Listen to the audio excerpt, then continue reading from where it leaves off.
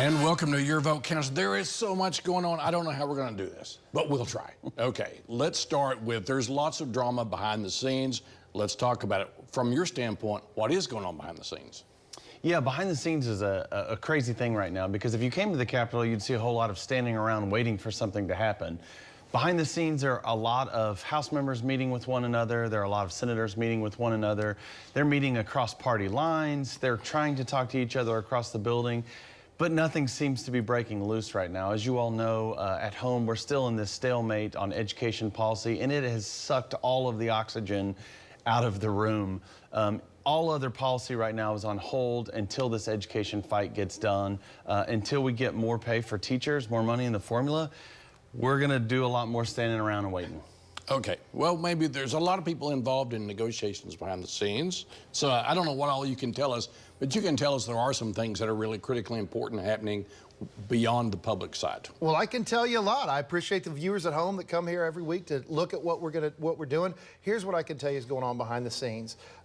Chairwoman Mark McBride, Chairwoman Rhonda Breaker, Chairman Adam Pugh, Chairman Peterson with the Senate, they're doing a great job. They are really hitting these issues hard, trying to find a way, and I think we are this close to a budget agreement. I think we're going to have one.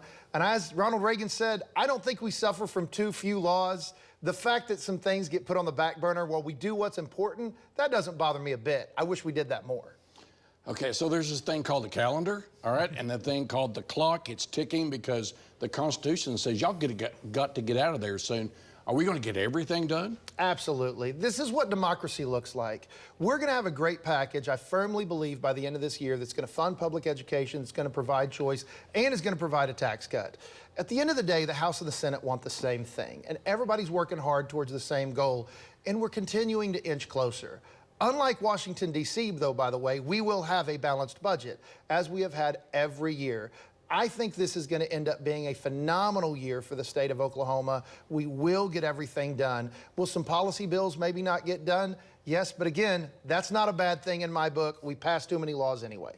Okay, that's pretty optimistic. And your thoughts about the clock ticking and if you're going to get everything done, you being Oklahomans, get everything done?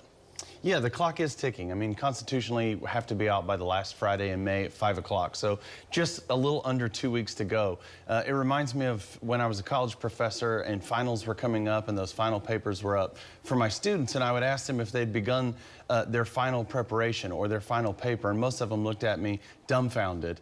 Right now, it's finals. It's time to get that last bit of studying done. It's time to get that last paper written.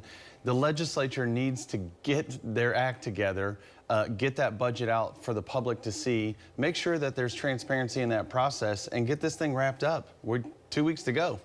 Okay, all right, you know we want to talk about that education deal, but we're going to do that in our next segment. Stay with us. We're going to just tease.